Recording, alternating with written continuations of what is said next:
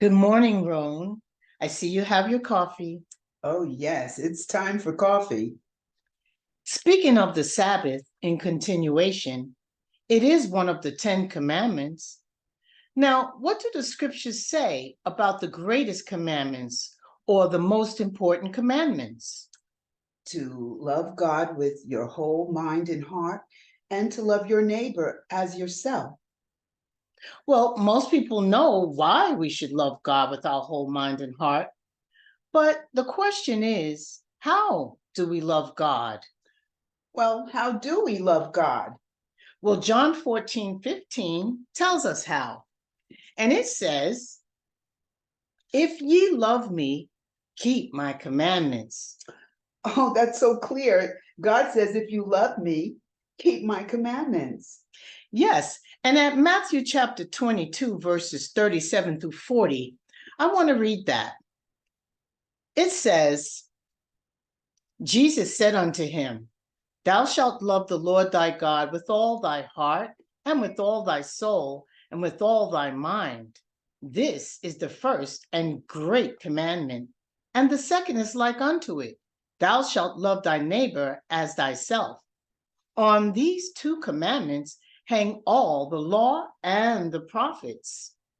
Now, most people do not know what the law is, so they read the greatest commandments and the rest hang, and then they may wonder, well, since these are the two greatest commandments and the rest hang, am I not obligated to keep the other nine or the least of these commandments?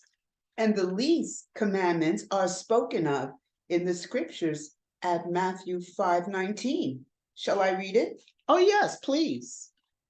We're here at Matthew 5:19. It says, whosoever therefore shall break one of these least commandments and shall teach men so, he shall be called the least in the kingdom of heaven. But whosoever shall do and teach them, the same shall be called great in the kingdom of heaven. Wow, that's pretty clear. So that scripture reminds us not to break even the least of these commandments or teach others to do that. So, what commandments may one consider the least? More than likely, the one most people break, the Sabbath, since not many people even know that the Sabbath is the seventh day of the week, Friday evening to Saturday evening. But many observe Sunday, which is the first day of the week. The Most High never told us to keep Sunday, the first day of the week, holy. Absolutely not. So, according to this scripture, what are we to teach others? Well, according to this scripture, we should be teaching others to practice even the least of the commandments, including Saturday, the Sabbath, and all the rest too. So, again, according to Exodus chapter 20, 8 through 11, we should be keeping the seventh day holy, Friday evening to Saturday evening. Yes, people seem to agree to keep the other nine commandments listed here in Exodus chapter 20. Have no other gods before me, make no graven images, not to take the Lord's name in vain. And the fourth, most people do not honor at all. And let's see, honor your parents, do not kill, do not commit adultery, do not steal or bear false witness against thy neighbor, nor covet thy neighbor's house. So, the fourth commandment, which says, remember the Sabbath day, is the one forgotten. So, man ignored God's command to keep the seventh day holy, only to come together on the first day. It looks that way, the way you say, as these scriptures indicate. And people prove it by who they follow, as in following the crowd in groupthink and what they practice. For example, going shopping, finding their best sales on that day, going to cookouts and barbecues. They not only work on the Sabbath day, they work overtime when they should be resting from work, which is the reason why we Israelites were cast off by God into captivity for not keeping the commandments in the first place. We don't want to forget something that Yah says. And when we come together in these last days and keep the commandments, the Most High promises to regather us again. Yes. And the Most High's word, the Bible, is the lamp to our feet. That's why we follow his son, the Messiah.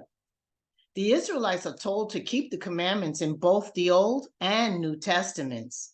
Why don't we read one in the New Testament, Revelation 22:14. That one reads, "Blessed are they that do his commandments, that they may have right to the tree of life and may enter in through the gates into the city." And Deuteronomy 4:2 in the Old Testament says, "Do not add or take away. Ye shall not add unto the word which I command you, neither shall ye diminish aught from it, that ye may keep the commandments of the Lord your God, which I command you." And also in 1 John 2:7, it says, "Brethren, I write no new commandment unto you, but an old commandment which ye had from the beginning. The old commandment is the word which ye have heard from the beginning." Wow, I love how that scripture refers to the Old Testament. So, Roan, after considering these scriptures, what shall we say? Shall we make void, do away with, or not keep the rest of the commandments or the least of the commandments? Why don't we find that answer in Romans chapter 3, verse 31? Oh, and I have it here, Romans 3:31. Do we then make void the law through faith? God forbid. Yea, we establish the law. Well, it's quite clear here what we ought to do. I agree. So we establish the law. Establish is an action word. So we do the law. In other words, we also keep the Sabbath day holy.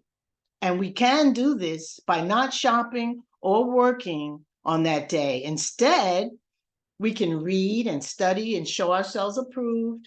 We can pray, listen to the Israelite brothers teaching on videos. We can certainly study our heritage, researching on our history online. Definitely, we'll be teaching our children that day. We just have to keep that day spiritual. We could even learn our Hebrew language.